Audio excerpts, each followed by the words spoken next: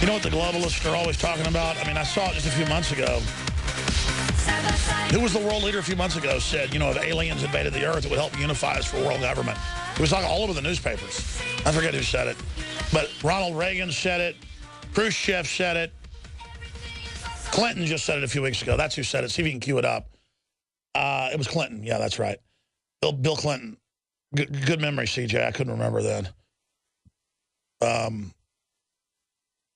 Who was the other one? Yeltsin said it. Who was the guy before Yeltsin? I'm just having one of those moments right now. Gorbachev, yeah. They all say it. That, well, if aliens invaded, there it is, Bill Clinton, alien attack would unite us. I probed Area 51. Area 51 is a toxic waste dump, mainly. And then they've got Black Ops space aircraft there, and that was declassified this year. And they were like, oh, you conspiracy theorists are discredited. There aren't aliens.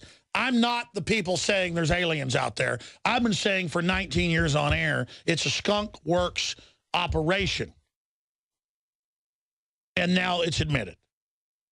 But the point is, there's obviously Bill Clinton on the Tonight Show talking about that.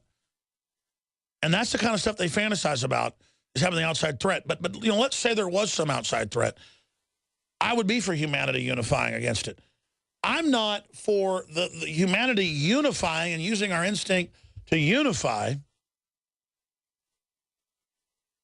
to be under these tyrants.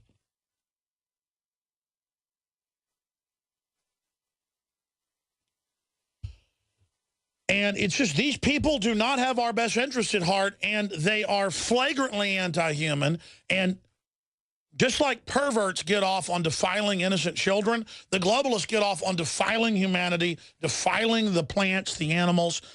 The globalists are butchering the Earth's genetic code and biosphere, doing irreparable harm, and then saying it doesn't matter, we will race ahead of the problems we've created with the singularity and fix it all. If we were visited someday, I wouldn't be surprised. I just hope that it's not like Independence Day. Yeah, right. That it's a conflict. Well, now we have friendly maybe the only way to unite this incredibly divided world of ours. Yeah, I love how they try to divide us so they can control us, and then bitch and complain and say, you need to do what we say and be united. We've divided you, dumbed you down, got you fighting over all this bull. And then now you need to follow us, Bill Clinton. Just a total miscreant dirtbag. I didn't take any calls today. I'm going to try to take a lot of calls tomorrow. Yeah. You have to back it up, though. It's when he says he's dead already. That's my analogy. But good job finding that clip so quick. It's when he goes down into the reactor and he's going to try to get him out and save him. He goes, look, he's dead already. And that's why people need to just get over death. Even if they weren't hitting us with anthropogenic, soft kill weapons at every level, you're going to die. Just like when you were 5, you never thought Christmas was coming in 3 months to get that new bike, but it came. And then now a year goes by like a week went by when you were 5 years old. You're going to die. You're going to have a heart attack driving home. There are people listening to this show right now that will die this week. We have millions of listeners. You're going to have a stroke and die. You're going to have a heart attack. You're going to die in a car wreck. You're going to be T-boned this week. Some of you listening are going to be dead. How are you going to live your life? What are you going to do now? Because I'm telling you, the whole species is going down the tubes with a bunch of psychopaths who think they're gods and better than us is separate. Oh, they're separate, all right. They are psychopaths. They are sociopaths. They are fearful cowards that lust after power. It's a different mix and combination of these people, but they are the scum of the earth.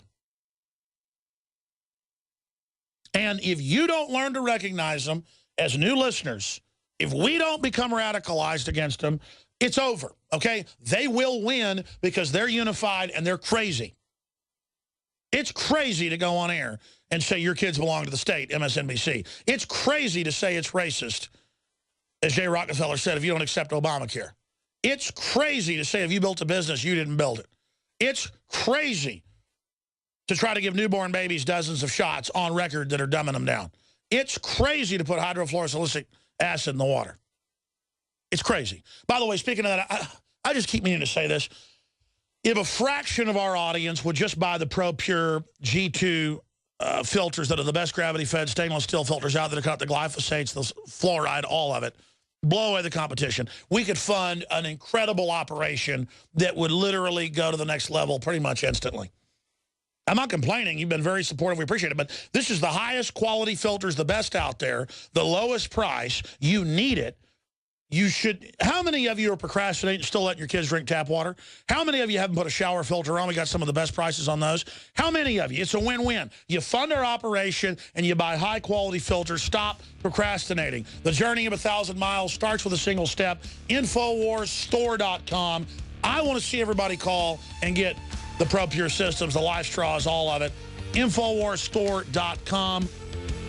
InfoWarsLife.com or call toll-free 888-253-3139. I mean, the procrastination needs to end on every front. I want you to tell 10 people a day about this show and other shows that are fighting tyranny. Get aggressive. So government and the globalist can control more and more. Texas town close to toilet-to-tap loop. Is this our future water supply? And they go on to say that Austin has been doing such a good job saving water that we're now going to get toilet water recycled. And again, it's good to save water and not waste it. But they just want you to not waste it to double, triple charge you. Lake Travis, they give more water than the rice farmers want. I don't want to get off in a jag about this. I've got all this serious geopolitical news to hit. But briefly, folks, here's that clip from the parable or allegory. What's the proper term to describe it, where I connect some real-world event to something in fiction? A parallel. Drawing a parallel to Wrath of Khan. I'm not really a big Star Trek fan, but that's the best Star Trek movie, in my opinion. Is Wrath of Khan is actually pretty entertaining because I like the actors involved. Who's the Hispanic actor? He was on Fantasy Island. He's a great actor. Yes, Ricardo Montalban. Is he still alive? The guy's amazing. Anyways, I see some of the old movies in the 40s and 50s and 60s. That guy's a really good actor. Anyways, long story short, we're dead already in the New World Order. It's a future without humans, the end of us. Are we going to just roll over to whatever the mainstream television says, or are we real? Can we get outside of it and realize that if we don't stop this, there's no future? The whole ship of humanity is going to go down. Here's the clip. That, oh, you need to give yourself up to the collective to defend humanity. Well, yes, individually you can make the decision for humanity to do whatever it takes to help others. That's a normal instinct that God gave us. But they take our prime directive to do unto others as we'd have them do unto us and lay down your life for your brother, Christ's golden rule. And they turn it around and say, give up everything for the collective, but that's only giving into their evil plan.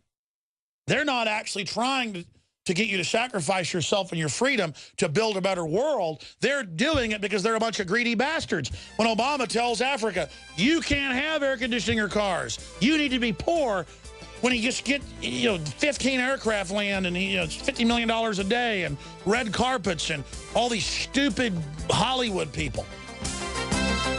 People say, oh, you just don't like Hollywood because you haven't been accepted by it. Hey, I'm nationwide, like ZZ Top says. Dallas, Texas, Hollywood. I could be in movies all over the place right now, ladies and gentlemen, and I have refused it because it's crap. You are listening it's dirty to rags. GCN. I want history. I want freedom. I want to go to the stars. I want you to win, and I want scum to be trodden underfoot. From the water table to our soils to the atmosphere itself, our world is becoming more and more toxic each and every day. But it's not just the air outside that's toxic. Indoor air has been shown to have 2 to 5 times higher concentrations of pollutants than even outdoor air. And most Americans spend 90% of their time inside using toxic chemicals within their homes. There are more than 42 million smokers in the United States. Well over 1,000 types of mold and mildew linked to numerous conditions. And don't forget the fact that 6 million Americans live live with pets they're allergic to as well. When I began to research these statistics, it was clear to me it was time to start cleansing my lungs in order to combat the toxic environment that we cannot escape, but that we can fight back against. Made with organic and wild cultivated herbs and manufactured in the USA, the new InfoWars Life Lung Cleanse is here in a convenient spray bottle that can be brought with you throughout any toxic environment.